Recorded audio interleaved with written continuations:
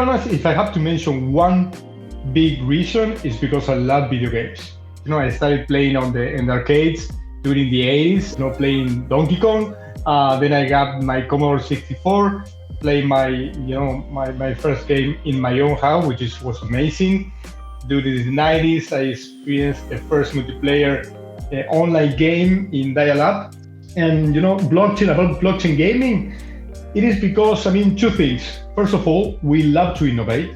I really love to say we are the first that we are doing this. I love that phrase, Made me really proud of the team to say that. So that, because for me, it's important to understand that video game was based on passion from the beginning, the passion on blockchain, because we really love that. And that is something that you don't see that often on blockchain gaming. The reality is that blockchain gaming was based at the beginning in the gamification of DeFi and not really, thinking about the user experience. So in our case, it's totally different, okay? We believe, about the game design first, user experience on the center, and then how blockchain can actually be a feature, an additional feature for the game to create a more, satisfying experience for the user. The technology is actually not the biggest challenge by any means. We have companies like Phantasma that are actually solving all those problems and actually evolving that, even further than we imagined at the beginning. There are two things, that I see in the companies that are doing their first step on the blockchain gaming category. Is that first, it is still a quite fragmented space. So making this, very important selection of the network is something that, is not that easy. Okay. When you talk with the companies, obviously, they will say, I'm the best one. And the reality, you have to come up with that decision yourself. And that's the first thing. And the second, which I would say is the biggest by far, is how to create a sustainable and, a scalable in-game economy. When you release a token, you need to be, extremely sure that you are going to add value to that token, that token will have usability, because that token, it will be there with a valuation that is going to fluctuate in the market forever and ever. Okay, I know that it's tempting to raise money, to fundraise using your token, but it's something that we discuss with all of the companies, that you have to be sure that you need a token, that you are going to add value, because if not, believe me, you are going to regret it. So conceptually, we don't do services for them, okay? It's like we teach them how to fish, but we don't give them the fish, okay? And we are creating this ecosystem of advisors, of different, industry experts, in-game economies for the on-chain, for the off-chain. We have recently announced, one of the advisors that is one of the co-founders of Illuvium, for example, is part of our group. Also, we have one of the founders of the Sandbox as part of the, advisory group. So it's basically gather all this knowledge to help them, these companies, going through the process. You have the marketing part, which is, creating a pitch deck, okay? The white paper that is, very important for the VCs, selecting the blockchain platform, which is another thing that is not easy for them, a smart contract, another thing, depending on the network. You need to look for those resources. So again, we don't provide those resources, but we know the companies that are going to find those resources for you, even Solidity developers and so on.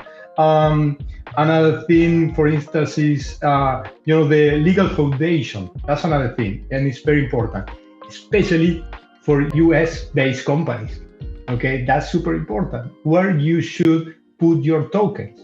Let's say you launch your token, you raise $1 million, okay, in a stable coin. So where are you going to put that?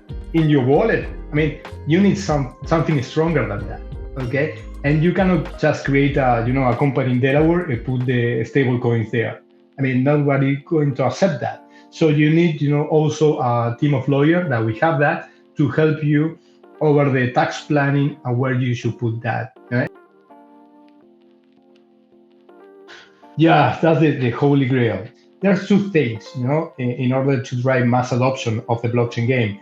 First one is that we need to continue to reduce the friction, between the off-chain games and the on-chain games. We need to continue working on that. How can we reduce the friction so a gamer can leave their phone and continue playing on the blockchain without even realizing, okay? And again, blockchain is just a means to an end, okay? It has to be a feature, but it doesn't have to be the core of the game. They don't mind that, okay? They don't care about that. The fun factor continues to be the most important. The other thing that we have, and we are seeing a lot of prejudice, against NFT games. When I go to, game developer conference, the GDC, I went to NFT, New York, and some gamers, they say that they hate blockchain games. We need to raise the bar in terms of production for the blockchain games, okay? Because at the beginning, again, it was just gamification of DeFi, a couple of clickers in HTML, and that's it. And they were moving millions. And nowadays, the bubble just, exploded. Now we need to raise the bar and really do amazing games with blockchain as a feature.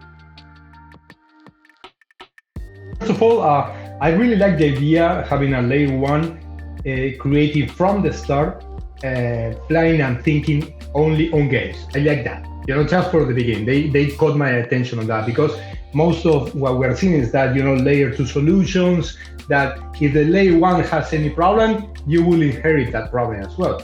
So layer one just for gaming is perfect.